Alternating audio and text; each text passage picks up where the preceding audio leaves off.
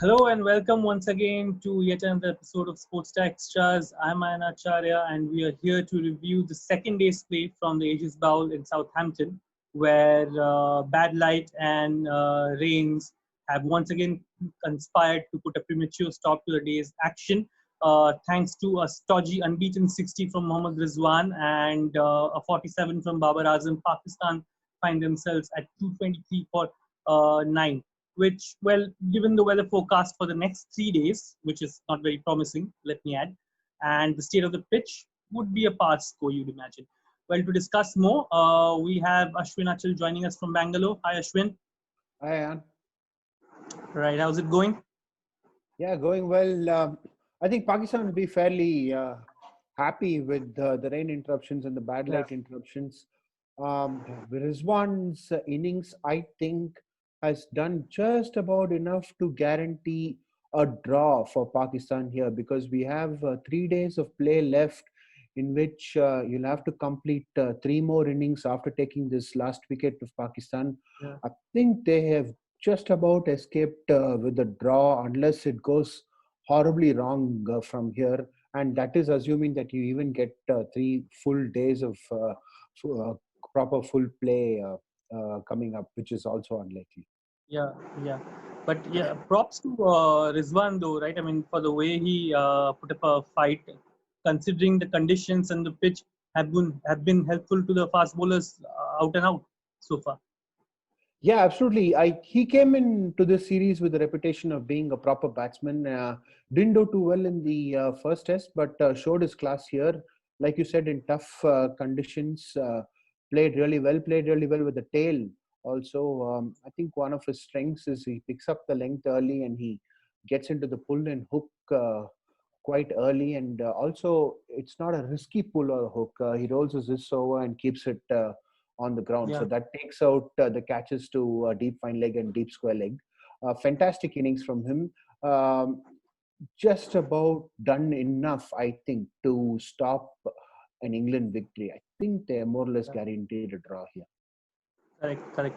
Yeah, speaking of England, did you feel that halfway through that second session, given the start-stop nature of the day's play, they sort of were a bit off the pedal?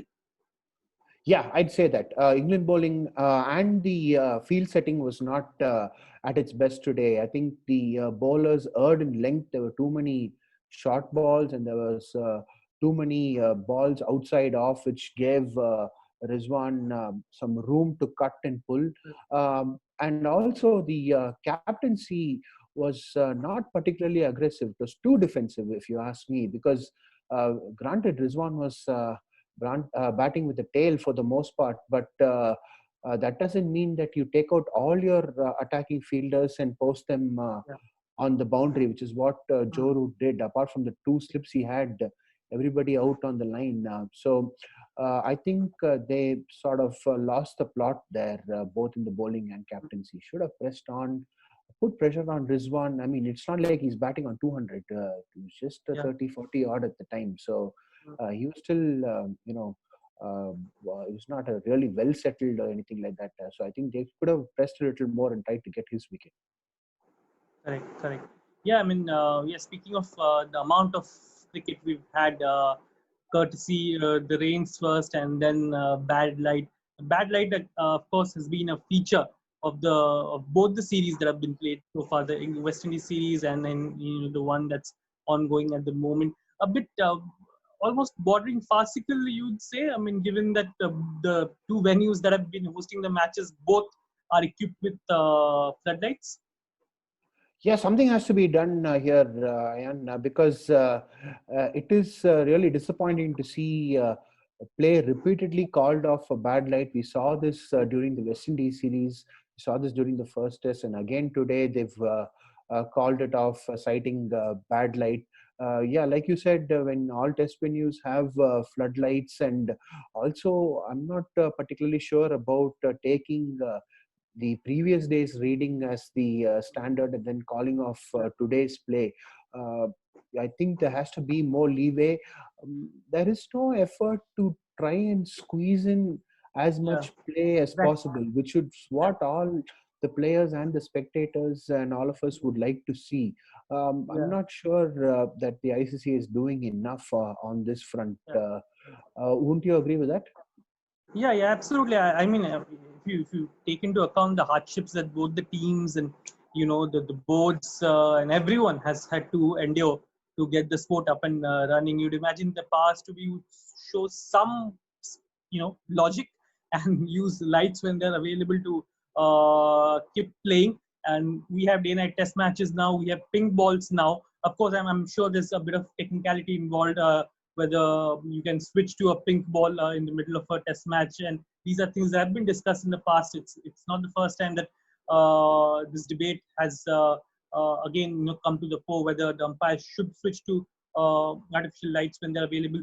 The playing one of the relevant clauses in the ICC test match playing conditions does mention that the umpires are they do have the authority to ask the ground authorities to switch to artificial lights if that's what it takes to keep the match going.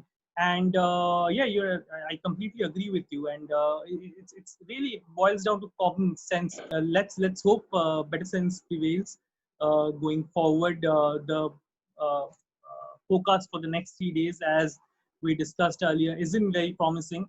There could be rain and more rain, and ergo more bad light. So, given everything, you would imagine that this rear guard from Mohammad Rizwan becomes all the more crucial. He's not done yet, and I'm sure England would want to take that one wicket as quickly as possible, as and when if action resumes on day three. But it's still 70-30 in favor of England, you'd say, if we get any game time. Yeah, 70-30 in favor of England. But honestly, with the forecast being the way it is and with bad light in the mix, I think we're heading Yeah, for a draw here. Unless England get that last wicket tomorrow, first over, and yeah. then just go hammer and tongs and post a quick 450 or a 480 and then try to get an innings win. I think this is heading for a draw.